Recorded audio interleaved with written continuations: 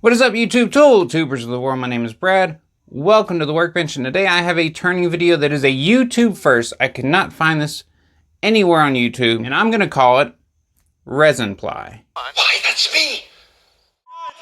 I'd like to take this chance to apologize to absolutely nobody! Okay, so for the non-makers out there, they have something called Spectra-ply frog blanks. This is my own version of it. I had some tabletop resin left over I really wasn't doing much with, and tabletop resin doesn't turn very well.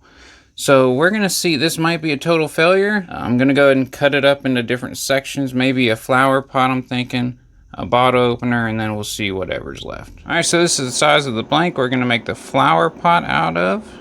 Plan on probably just using only carbide on this. I think a spindle gouge would just be too aggressive, especially for this tabletop resin. Here we go. Alright guys, so this video is going to be a mix of a voiceover, as you're hearing now, and me actually talking to you during the project. Now I apologize when I'm talking to you during the project. It's kind of loud. I have my air filter going. The CNC is also going. I'll try next time to make it a little more quiet when I'm talking to you. And by the way, as usual, I was wrong. The spindle gouge did a way better job roughing out this blank than the carbide was. Very chippy with the carbide. It's going to be a long battle because stuff is very, very brittle. So typically I would put the hole in right now, but I want to make sure that this thing's going to turn and stuff. I'm just going to try to come swooping out here into a small base here.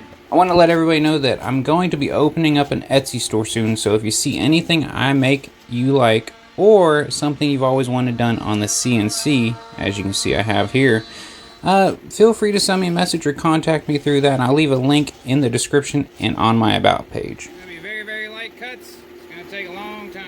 So yeah, that's what I struggled with the most on this project, was the tabletop resin is very brittle, so every cut had to be a very light cut, and that's not usually how I turn. Give y'all a closer look. I'll bring you back when I'm a little bit further along. So probably about 30 minutes later, I've narrowed down the neck to what you see, and now I'm starting to have the same problems as with the egg, with all the shavings building up around the chuck. Here we go again. Here we go again. So it stopped being so chippy once I got around, so that's a big plus. Still gotta get this round. Slim this down. Getting there. And so I just continue working down the resin into a shape I want. Very, very light touches. Anytime I touch too deep, chips came flying off. And I want to ask you, let me know what you think about this kind of format with the voiceover and actual commentary during the project. Now that I figured out that I am going to be able to cut this, or it looks like I am, my chances are better. Go ahead and drill a small hole just for a couple flowers, weeds, whatever you want to call them, down to 600 RPM. You're kind of in my way, but I'll make do. Hopefully my arm don't get in the way. Just gonna go like an inch deep, maybe.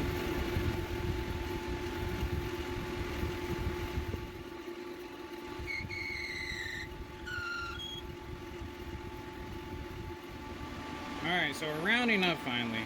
I really wish I could have left it square, but it was just too ugly. And I kind of got it where mostly round, I think. This will do a little better at shaping it. And boy was I wrong. I'm not even going to say anything further. Just watch this.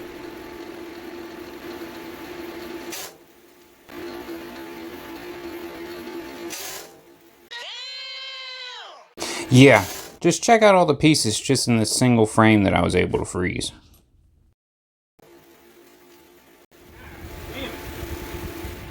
Woo!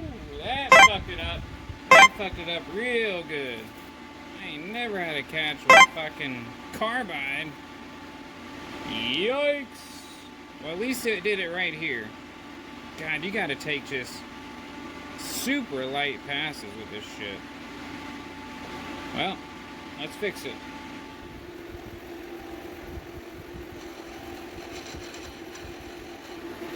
I'll tell you this much, I ain't never turning fucking tabletop resin again. I might fill a hole with it, but I ain't gonna do a whole resin project with it. So yeah, a couple things led to that happening. One, like I've been saying the whole time, this is tabletop resin. Once I got the corners taken off, I thought I could get a little more aggressive with it. It seemed to be turning a little better. And two, my tool rest was a little too low, I think. Therefore, when the edge kind of caught, it tried to pull the tool underneath it.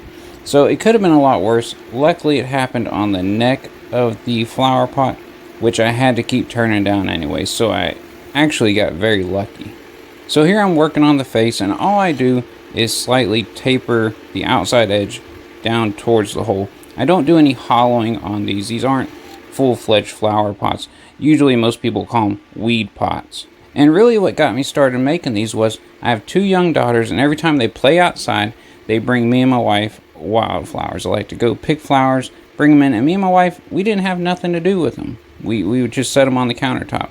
So I made each of the girls their own flower pot out of wood, and they enjoyed it. They loved putting and arranging their own flowers in there, but you can't put water in it. So that's why I thought this resin one would be a great idea. For all you resin turners out there, I just discovered this trick finally, and I am so happy I did. You see what I'm doing there? Instead of having to stop your lathe every time, if you take a small brush, when you get those resin shavings built up around your chuck or your tailstock, just put that soft bristle brush against them. It breaks them up, lets them come flying off. Saves me a ton of time now. So the shaping is done. On to good old sanding. And from here I do exactly what everyone else does. I just work my way up through the grits. Around 400 I switch over to wet sanding up to 1000 grit. And to part it off, I literally just part off a flat bottom right out of the chuck. Nothing too fancy. Alright guys, I doubted very many of y'all wanted to see my ugly mug any longer. Hopefully I can get a haircut soon, but here is the finished product, and I'm very pleased with how it turned out. Of course, again, I just lacquered it, still not set up for the buffing, but this is going to hold water. It is going to be given to my girls, and I think they're going to like it. This was just a test to see if it would work.